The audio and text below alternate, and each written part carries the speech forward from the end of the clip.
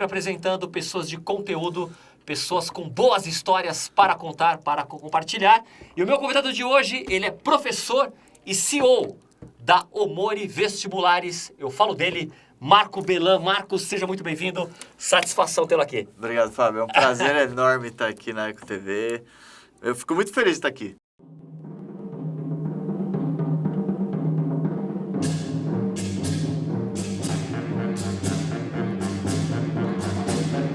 É um prazer recebê-lo aqui. Seja muito bem-vindo. Satisfação total. Poxa, o prazer é meu. É muito gratificante, né? Você que a Eco TV que vem acompanhando o nosso trabalho aí há, uns 2 anos, sabe? Uns 2 anos e meio, até uns 3 anos aí, que eu venho participando aí da Eco TV. Vários programas que a gente já passou. Em tudo que é programa aqui. Agora não é super legal. Fico muito feliz. É uma satisfação enorme estar aqui. Que legal. Eu que agradeço. Olha, e o Omori vai falar muito da questão dos vestibulares, né? Já que ele recentemente inaugurou a 2ª unidade da Omori Vestibulares. Tinha em Ribeirão Pires, agora em Mauá. Isso. Nas 2 cidades aqui do ABC. Isso. A gente vê uma demanda muito grande de pessoas para Mauá, né? Mauá é uma cidade muito grande, uma cidade muito carente, assim, de conhecimento. A gente vê que existem diversos alunos, dezenas de alunos em Mauá que precisam dos nossos serviços. E a gente fica muito feliz, a gente inaugurou uma escola enorme, né? Ali no miolo, no centro de Mauá mesmo, assim. A escola ela é igual ao nosso modelo de Ribeirão Pires, né? Ela é completamente diferente de uma escola normal. É até engraçado falar escola, porque quando a gente conversa com os alunos ou faz uma pesquisa com os alunos, pergunta para eles por que eles escolhem fazer o preparatório com a gente, eles falam que é porque não parece uma escola. Que legal. Né? A ideia, na verdade, a palavra escola, quando você fala vamos para a escola, a pessoa já sente uma certa repulsa. As pessoas não gostam de ir para a escola. Os alunos. A maioria deles odeia ir para a escola, mas a gente tem um pequeno problema lá na Omori, lá de Ribeirão, que é um problema até engraçado. Os alunos, eles não gostam de ir para a escola, mas eles amam ir para o cursinho. Então, o pai ameaça ele de falar assim, olha, se você não for para a escola, eu vou te tirar do cursinho. Aí o filho fala, pelo amor de Deus, pai, não me tira do cursinho. Porque quando ele vai para o cursinho, é diferente. Ele aprende de uma forma diferente. Isso faz, assim, traz um sentimento. Ele se sente mais à vontade. Isso é muito legal.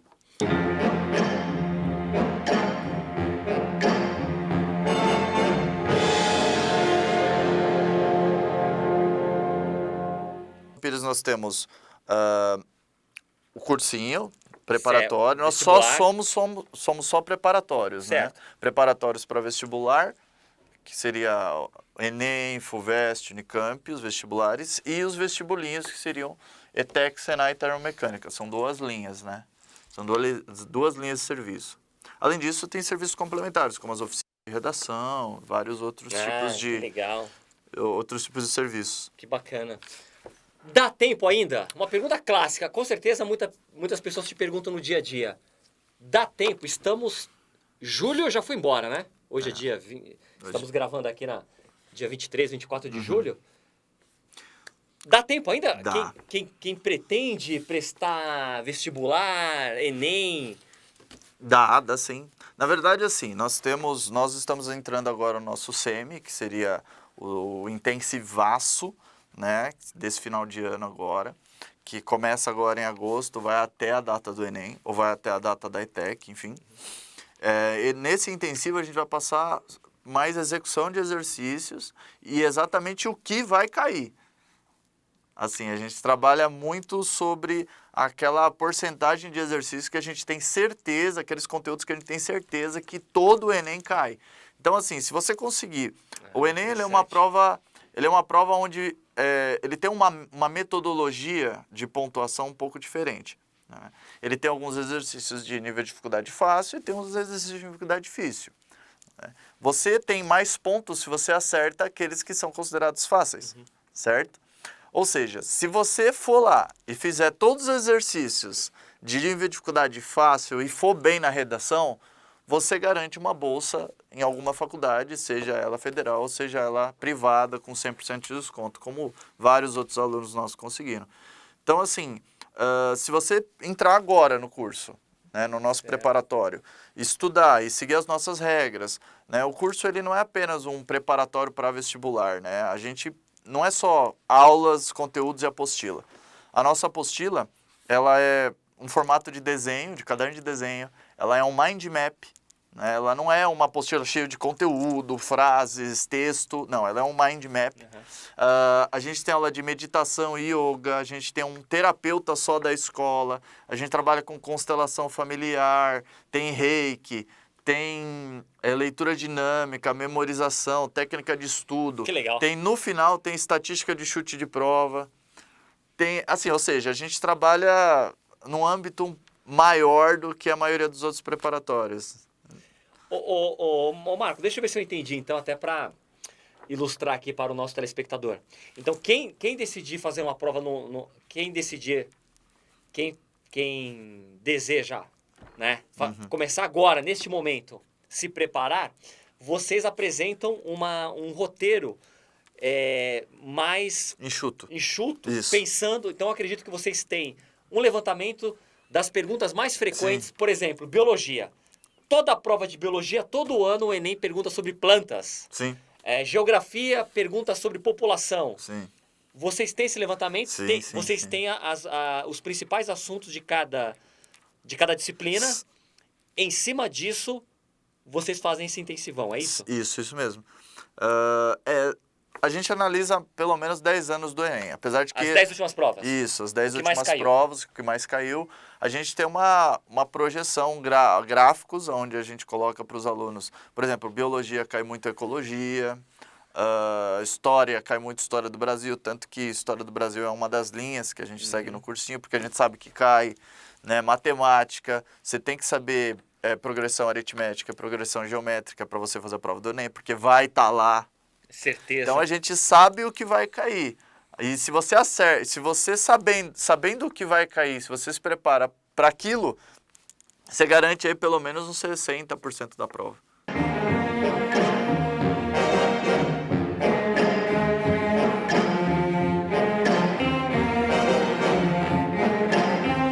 Como é que foi esse desafio, né? Apesar de toda essa dificuldade econômica que o país passa, foi lá, inaugurou mais uma unidade. Conta um pouco o segredo aí desse sucesso. Fábio,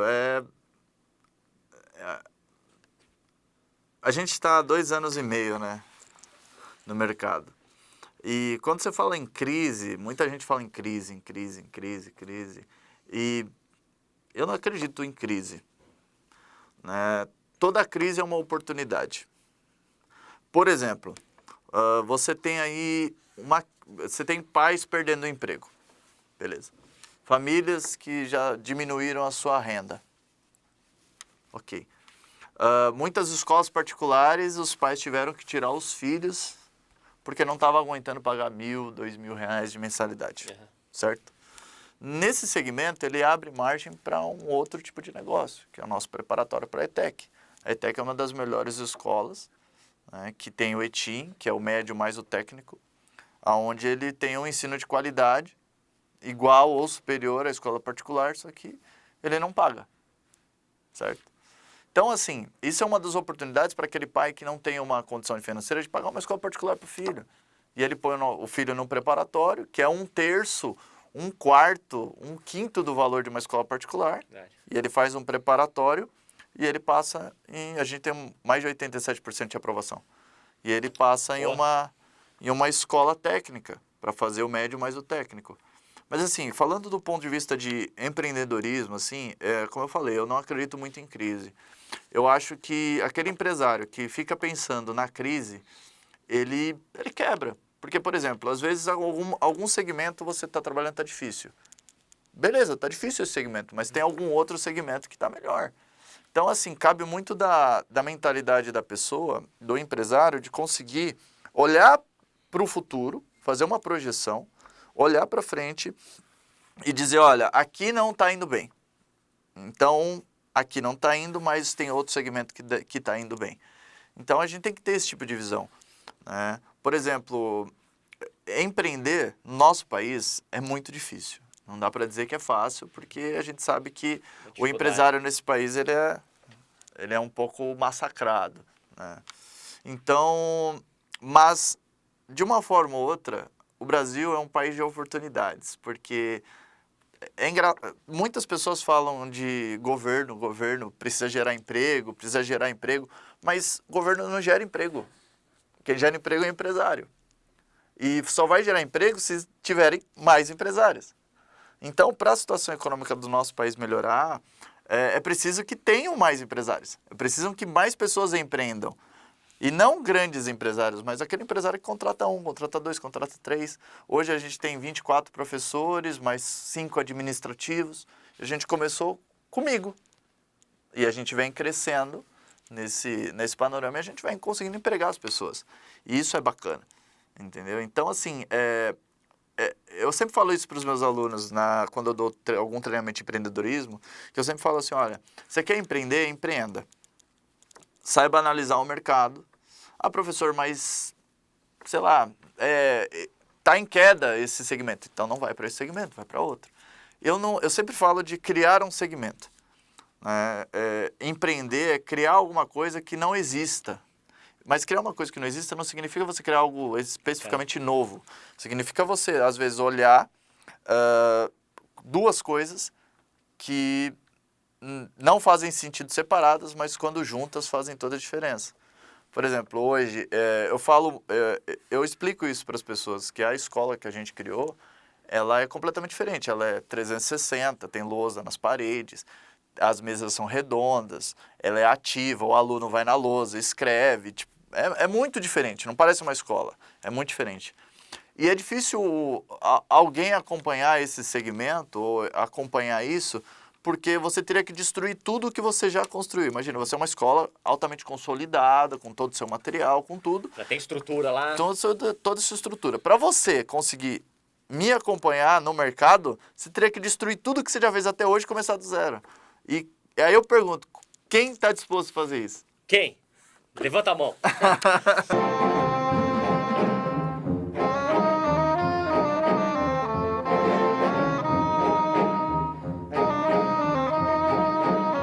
Ô Mori, fala um pouco agora da sua...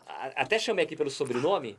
Fala um pouco da sua trajetória agora, começando pela sua família. O Omori aí imagino que é uma família tradicional lá no Japão feudal, como que é? Na verdade, o Omori, né, esse símbolo aqui, que vem o símbolo da família, um kanji, né? Omori significa grande floresta. Que legal. Né? E a missão da empresa é entender que cada aluno é uma semente que se regada dá frutos. Essa é a lógica da empresa. A empresa ela tem essa corzinha meio verde, meio azul para definir essa ideia de floresta. E o Mori vem do meu pai, né? O meu avô nasceu em Tóquio, veio para cá de navio, ele é minha avó.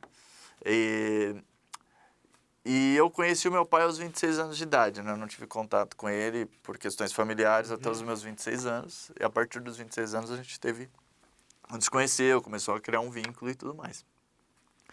E o Omori vem daí. E aí quando eu criei a empresa, 2 anos e meio atrás, a gente tinha pensado qual o nome. Né? É muito difícil você escolher um nome para alguma coisa. Porque o nome tem que passar um sentimento, conceito, uma ideia. E quando você fala em vestibular, né, Fábio? Eu sei que você prestou vestibular há pouco tempo atrás. Vou prestar esse ano de novo. Quando você... Vou lá no Omori lá, depois vem uma... Por favor, vou ficar feliz. Facilita a vaga. Quando você vê um japonês indo prestar o vestibular do seu lado, o que você pensa? Uma vaga menos. Não é? A maioria das pessoas pensa isso. E é claro, por que pensar isso? Porque a história do Japão, sim. Não é verdade? Sim, sim. A história do Japão é um país focado, sim, sim. extremamente focado, disciplinado. Até brincava que a própria questão das histórias dos samurais, não é? É uma disciplina, assim, de fazer inveja. Sim, sim. É inacreditável. Eu sou professor, né? Sou professor universitário. O meu mestrado, ele é em cultura japonesa, né? Fiz mestrado depois que eu saí da faculdade. Meu TCC foi sobre cultura japonesa e meu mestrado foi sobre cultura japonesa, né? E quando a gente fala da cultura japonesa em si, é uma cultura, como a gente falou, da disciplina. Né? Mas as pessoas falam, a maioria das pessoas fala que o japonês ele é muito inteligente, ele é muito disciplinado e tal. Por que disso, né? Por que existe uma cultura que é assim? Primeira coisa, a gente fala que comer comida japonesa é uma delícia, é arroz e peixe, né? Aí você pergunta, nossa, por que o japonês gosta tanto de arroz e peixe? É porque é o que tem. No Japão, primeiro que é uma ilha pequena de solo vulcânico, que não nasce bananeira, não nasce laranja, não tem. Não tem fruta, não tem abundância igual tem aqui no Brasil. Então, o Japão passou por várias guerras. Entre eles, passou em guerra contra a China, Segunda Guerra Mundial. O Japão, ele sempre teve em conflitos. E ele está no meio de diversas placas tectônicas, ou seja, tem um monte de vulcão lá no meio. Então, assim, quando você olha para isso, você vê uma situação onde aquela terra é praticamente inabitável. E o japonês vive lá. Só que por que ele vive lá? Por causa de disciplina. Porque ele conseguiu desenvolver plantio de arroz, o peixe, a questão da comunidade. Você vê o povo japonês, eles são muito unidos entre eles, né? A ideia do japonês ele ser completamente, respeitar o espaço do outro. As filas japonesas, assim, no metrô, não sei se você já chegou a ver, assim, que o pessoal fica sempre organizadinho, bonitinho. Sim. Porque... Quase igual na Praça da Sé. Né? Praticamente. praticamente. Aquela educação japonesa, né? Na CPTM é algo parecido. E aí a gente olha para isso e a gente não entende o porquê que o japonês é assim. Mas na verdade o japonês é assim porque ele precisou ser assim, senão ele não iria sobreviver. Né? Por exemplo, se você vê uma questão muito interessante que aconteceu da tsunami, né? A tsunami devastou uma parte do país, beleza. A gente tem algumas prioridades, hospitais e escolas. Ponto. Hospital e escola. São as duas coisas que tem que voltar a funcionar.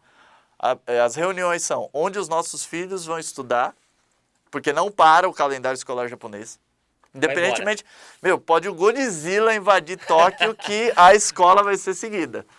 Né? Por quê? Porque eles sabem que se eles destroem a escola, ou se a escola para, tem uma geração que fica perdida. Né? Se você para a escola em um determinado momento, essas crianças elas vão crescendo e elas vão vindo com uma deficiência que isso vai refletir no futuro do japonês. Então eles entendem essa lógica. Essa questão dos antepassados, da família e tudo mais, é entender um pouco disso. De que o que você planta hoje, você pode colher bons ou maus frutos daqui a 10 anos, daqui a 20 anos. Então, o japonês ele é muito focado nisso. E por isso, voltado para o vestibular, não é que o japonês é mais inteligente que as outras pessoas, ele é mais disciplinado. Ele entende o objetivo e ele segue aquele cronograma, aquela cartilha religiosamente para conseguir passar. Você falou da cultura japonesa, recentemente eu entrevistei também aqui um convidado que tinha ascendência nipônica, e eu destaquei o Musashi, o samurai, né? Que eu tinha assistido um filme e estou lendo também um mangá chamado Vagabond, que é Fantástico. Que é baseado na vida do Musashi. Deixa eu destacar agora o Akira Kurosawa. Eu assisti recentemente, né, semana retrasada, 2 filmes sensacionais, Yojimbo e Sanjuro. Os 2 com o Toshiro Mifune, que é um ator lá, parece que é uma lenda no Japão. Famosíssimo, né? O cara é demais. Que ator fantástico. Você vê ele como Yojimbo lá e depois... Aí eu fui pesquisar a história do filme. Por um punhado de dólares, o Walter Hill, vários cineastas se inspiraram, né? Pegaram essa ideia do Akira Kurosawa, que é o nosso 8º Dan do cinema mundial, né?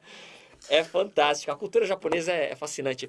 Vocês passa um pouco dessa cultura lá também? Tem essa... A ideia é essa, né? Dá uns toques da cultura japonesa, assim, Sim. Na verdade, assim, a nossa metodologia, ela é única, foi criada por nós, né? E ela é baseada num tripé chamado disciplina, conteúdo e socioemocional. Né? A gente fala que você precisa de disciplina para você passar, você precisa ter rotina, você precisa de ter os conteúdos necessários para passar e você precisa ter a preparação emocional na hora da prova. Então, assim, por isso que a gente ensina meditação e yoga para os nossos alunos. Como é que você respira? Você viu a prova lá. Como é que você medita antes de fazer a prova? Diminui os seus batimentos cardíacos, concentra na hora da prova, pode explodir uma bomba atômica que você está lá fazendo a sua prova. Isso tem muito a ver com o Oriente, tem muito a ver com o japonês, aquela coisa do estou aqui para fazer isso.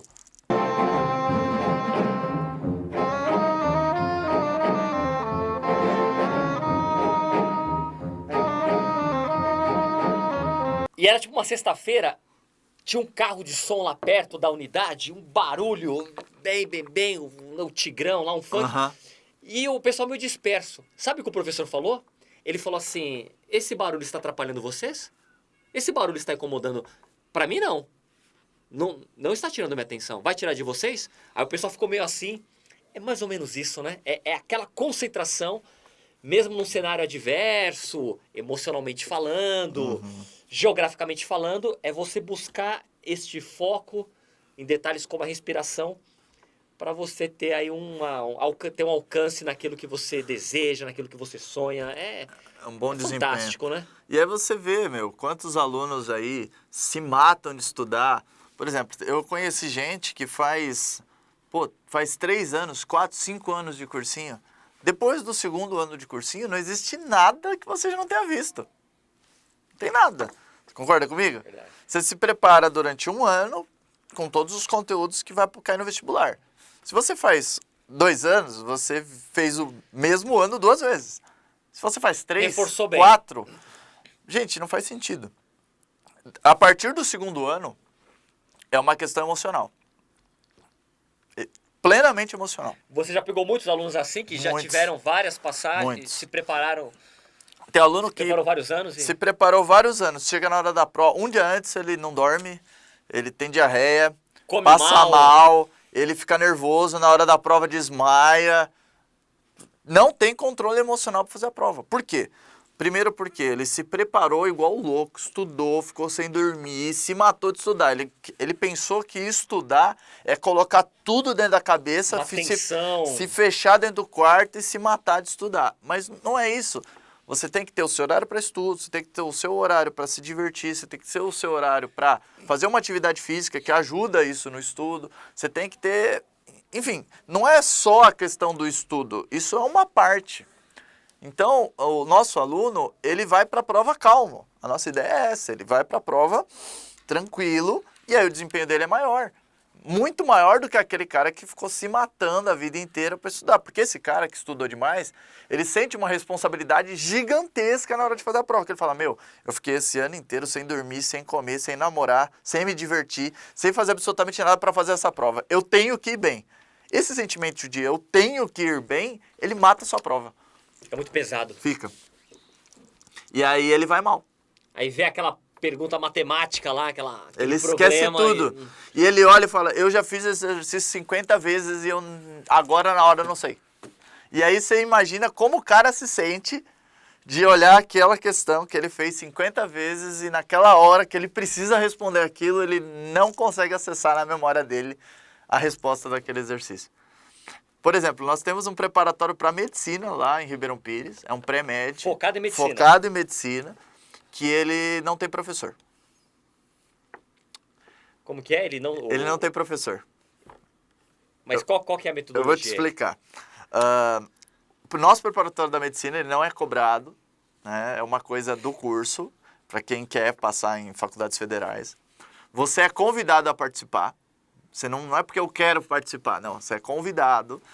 O seu simulado, ele tem um gráfico, e aí você pega esse gráfico, você individualmente, todo mês, você senta com alguém, com o coordenador ou comigo, e aí eu olho o seu gráfico. Você está aqui, você quer chegar aqui, então você tem que melhorar daqui para cá, e mapear o desempenho. Beleza.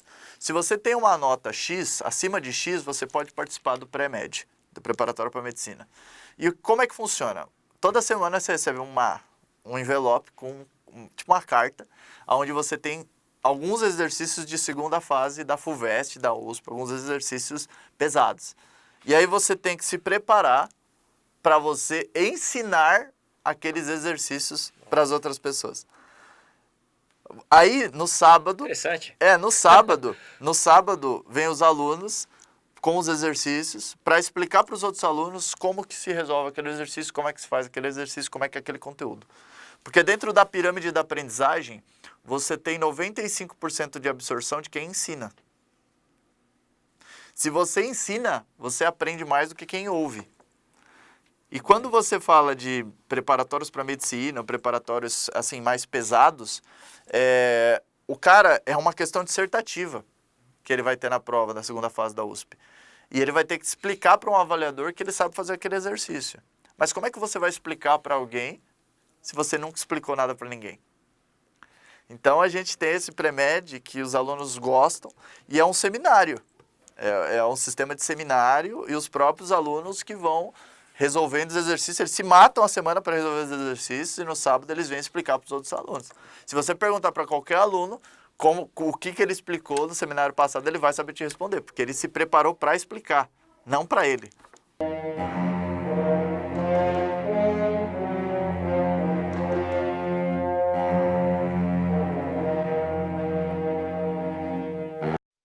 Volte sempre, como eu faço com todo convidado, olha só. Câmera 3, toda sua, fique à vontade, fale o que você quiser.